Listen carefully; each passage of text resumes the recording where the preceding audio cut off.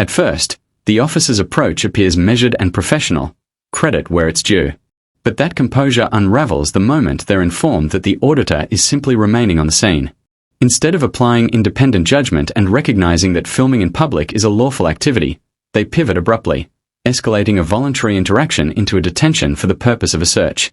That decision marks a critical turning point. What we are witnessing isn't just a tense exchange, it's a fundamental breakdown in discernment. The officer fails to distinguish between behavior that is merely unconventional and behavior that is genuinely criminal. And that distinction isn't optional, it's a cornerstone of competent policing. When curiosity is treated as suspicion, and legality is mistaken for defiance, authority begins to overreach. The unverified report decide they have reasonable grounds to search him. This stop quickly spirals out of control, and it's a fantastic case study in questionable justifications, poor de-escalation tactics, and a complete failure to build any kind of public trust. So let's get into it and see where it all went wrong. Alright. Yeah. Around here then. What are you up to? There's a lady got spoke to you. Yeah, but I just want to find out for myself. What's going on? She just said she's going to get some, maybe some of the cars or something to have a look at. Right, yeah. What is your plan? Good pictures of them, that's all. Yeah. What's your name? Matt. Matt, what's your last name? It's like I just explained it to the lady, I just rather not. So I just do take pictures of police cars and stuff. If I go out doing it every time. Any particular reason? Yeah, I just don't want it going through the system all the time, that's all. No, as in, why are you taking pictures of police cars? Just a hobby? Yeah. There's been some information that you've potentially been lingering around the car parks as well. Right. That's a bit strange though, isn't it? I think what we're going to do, just to be on the safe side, well, we're going to detain you for the purposes of the search, alright? It's only going to be a quick search. Alright? How about that, guys? He promised us a look at the police car. To the officer's credit, he accurately identifies the authority he intends to rely on, Section 1 of PACE, clearly demonstrating a working knowledge of procedure. But that is where the commendation ends. The justification he offers, lingering around the car parks, is extraordinarily weak. It falls far short of the legal threshold required to establish reasonable suspicion that someone is carrying a prohibited article. Suspicion must be specific, objective, and grounded in facts. Simply being present in a public space does not meet that standard. When pressed, the officers are unable to articulate what specific item they believe they will find. That omission is not minor, it is decisive. If an officer cannot clearly state what they suspect and why, the foundation for the search collapses. This is more than a technical error. It is a critical failure in the correct application of the law. At best, it reflects inadequate training. At worst, it suggests the search is being used as a pretext, an attempt to penalize lawful filming under the guise of authority. Either way, the standard required for lawful enforcement has not been met. These two douchebags are just going to detain us, right? So, what's the problem with that? What's your call number? What's my con number? PC15138 Melville. 15004. Mate, there's no point getting a little bit aggy about it. Well, there's no need for a search. I've come to take pictures. I explained to the lady. A bit odd behaviour. She said, no, it's not. There's pictures and videos all over YouTube, especially you lot with your rubber gloves searching people taking pictures. You're scumbags. Right, so you've come here to take pictures of police up an acorn of scumbags. You're going to be detained for the purpose of a search. I couldn't care less. Right, I'm going to put this down here. My camera's on, alright? I'll be having a copy of that as well. Yeah, absolutely. So what we're going to do, we're searching now, and then as a result of this, we make a search record. I'll put your foot on it. Yeah. So as a result of the search, we're going to make a search record, alright? Yeah, I know it works, 3 months to claim for a copy of that search record, alright? Like I said, it's under Section 1 of PACE, so you've reported. Then comes the familiar refrain, if you've got nothing on you, you've got nothing to worry about. It's a line heard time and time again, used to normalize a search and subtly pressure compliance. But it fundamentally misrepresents how the law works. Rights are not conditional on innocence. They exist precisely to protect the innocent from unjustified intrusion. Under PACE, the obligation is clear. Officers must establish lawful, objective grounds before conducting a search. The legality of that search is determined at the moment it is initiated, not after the fact. A person turning out to be innocent does not retroactively validate an unlawful detention. If the grounds aren't there at the start, the search cannot be justified at the end. And here lies the deeper issue. The entire detention appears to rest on an unverified allegation, one the officers did not personally witness. Acting on second-hand suspicion without independent corroboration weakens the foundation of reasonable suspicion even further. When authority leans on clichés instead of clear, articulable grounds, it signals something important. The legal threshold hasn't been met. Around. I don't know if you've been the other side of the barriers or not. What are you expecting to find? We're not sure. Anything that might be related You need to know what exactly, you're going to find. You don't just search someone and say you're not sure. What anything relating to the theft of motor vehicles, you know, vehicle interference. We have people that have stuff on them for trying to open car doors and things like that. With all these cameras, well, that's what I'm not sure.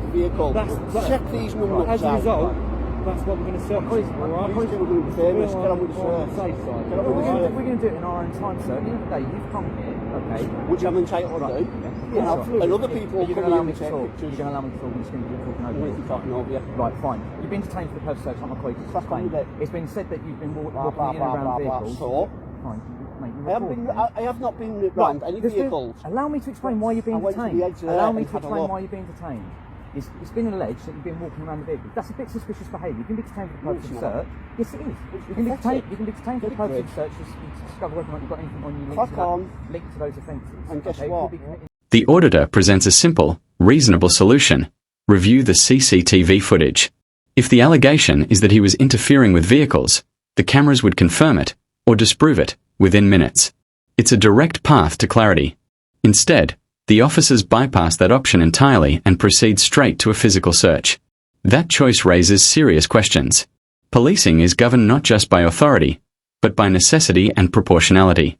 When less intrusive methods are available, especially ones as straightforward as reviewing CCTV, they should be exhausted before escalating to hands-on enforcement. A search is not a minor inconvenience. It is a significant intrusion on personal liberty. If the footage was accessible, it represented the most logical and proportionate step. It would have allowed the officers to verify their suspicion objectively, without immediately resorting to physical detention. By ignoring that avenue, they risk undermining the very principle that enforcement action must be justified, measured, and evidence-led. In moments like this, the issue isn't just what power is used, it's whether it was truly necessary to use it at all. You don't have anything on you, you've got nothing to worry about. Guess what else I haven't got on me? Any ID nuts, so... Back on. That's absolutely fine. You're not going to find out. Go on. You got anything sharp or anything on you? Nothing. No, nothing that's going to hurt Chewing me. gum, car keys, So we're from North Kent Police Station. Alright, we said our force number is 15004.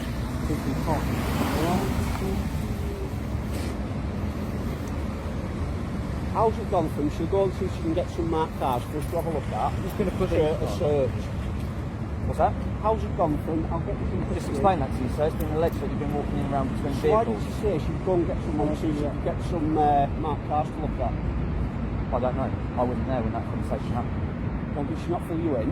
She told us that you've been standing out here and looking to take pictures of She never vehicles, asked you that. and then you walking around and potentially going to the other side of the barrier. I never went in the side. You've got cameras everywhere. Not alleging that you have. Check your cameras then before you start going and searching people. We can detain you for the purpose of search, sir. The behaviour of what... One of the most telling failures in this exchange is the officer's inability to disengage. After completing the search, he continues to argue, repeating the same justifications to an auditor who has made it clear he isn't seeking persuasion. At that point, the interaction is no longer about lawful procedure. It becomes a battle of pride. And that's where professionalism begins to erode. A seasoned officer understands a simple principle. Once your lawful action is complete, you step away. You don't linger in a verbal confrontation you are actively sustaining. De-escalation sometimes means silence. It means walking away, not winning the last word. By continuing the debate, the officer only fuels further tension and gives the impression of defensiveness rather than confidence. Strong conflict management isn't about repeating authority. It's about knowing when to disengage. And no matter how many times a weak justification is restated, repetition does not strengthen it. If the grounds were insufficient at the outset, they remain insufficient. Volume and persistence cannot repair a flawed foundation. Unlawful. Yes, it is. Under Section 1 of the Police and Criminal Act 1984. No, you were Section 26. Criminal Justice Act. Unlawful search. No. Section 1 of the Police and Criminal Act number. You're getting reported. That's absolutely fine. Section 1 of the Police and Criminal Act allows us to stop and detain people for the purpose of search to see whether or not they've got stolen or prohibited articles or any articles use in the commission of an offence. You thought I was going to look at a police car there? Well, Not that's what saying we're not that too you sure. can. That's why we're Don't know doing what this you're on up the to. safe side, isn't it? I don't know what you're up to. That's not very nice, is it? Well, I've been you're more a than dickhead, amicable with though. you and explaining No, to you've you. been a dickhead doing this. Right, okay. I've been more than amicable with you and explaining What the do you situation. call a WPC that shaves the front bits with a blunt Cool, razor? so we're going to make a joke, are we? Comfortable. All happy? Comfortable. I'm going to put those back in those. Do you like that? Comfortable. Right. No worries, sir. She is comfortable. No worries at all. So just be on the safe side. You say you've got nothing on you anyway, so that's all good. And we're all happy now. That means, you know, we're all happy. And I don't care if you're happy or not. Go away. Go away, yeah? Go on. Right. You're dismissed. Move. Don't talk to me like that. Or else what? Or else what? Well, you don't need to talk to me like that, do you? Do one. I'm just trying to be amicable. You shouldn't search me.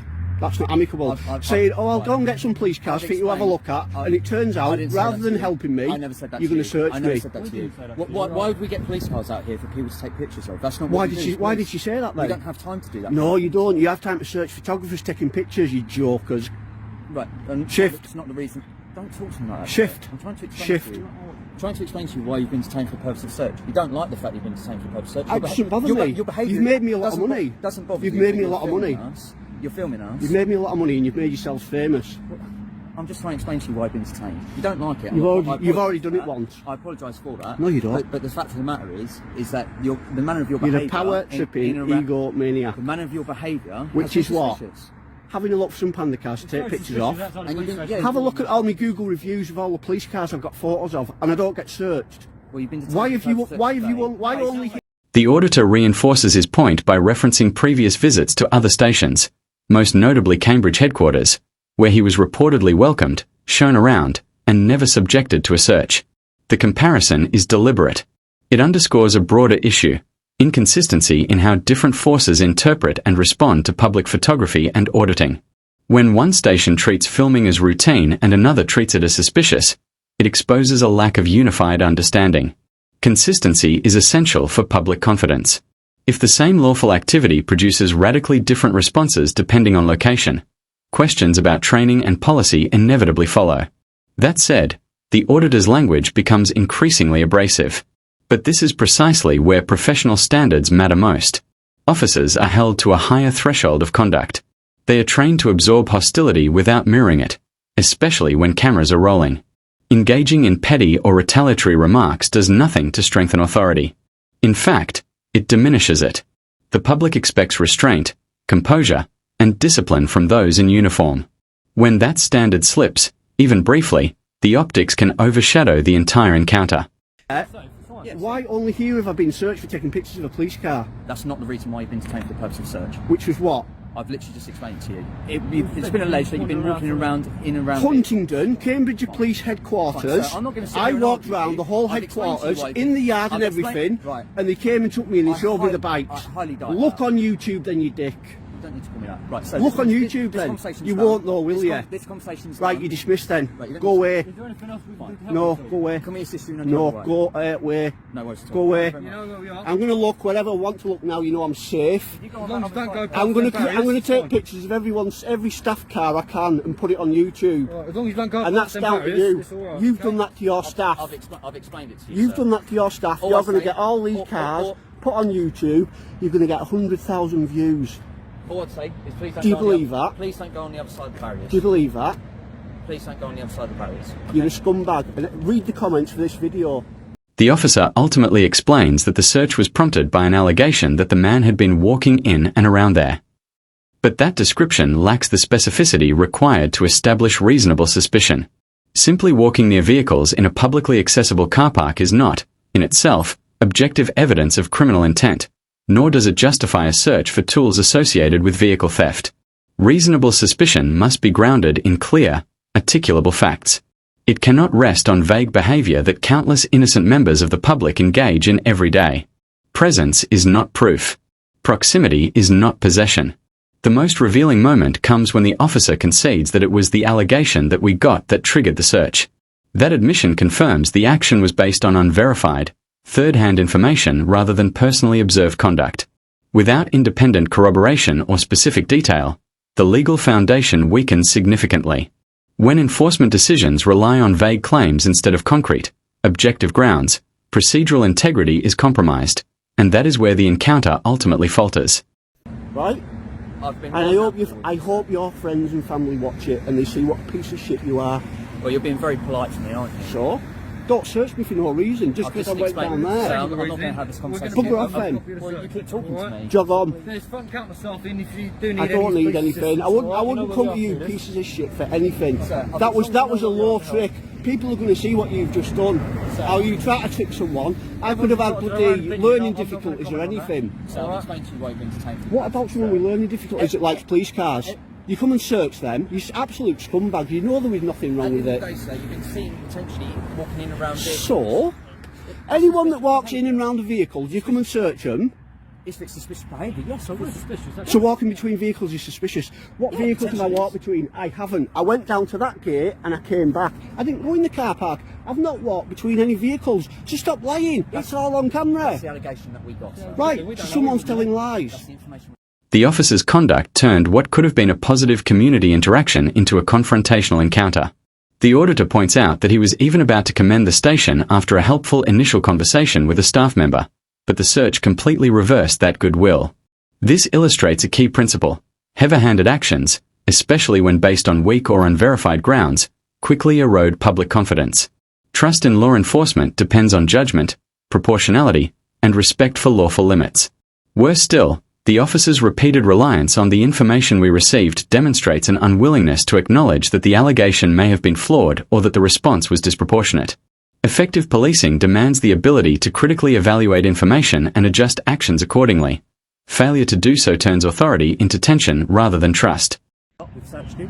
Nothing. It's a good job I got that lady's badge on here, isn't it, so I can find out who she is. That's absolutely fine, okay? But we've ascertained that you've got nothing on you.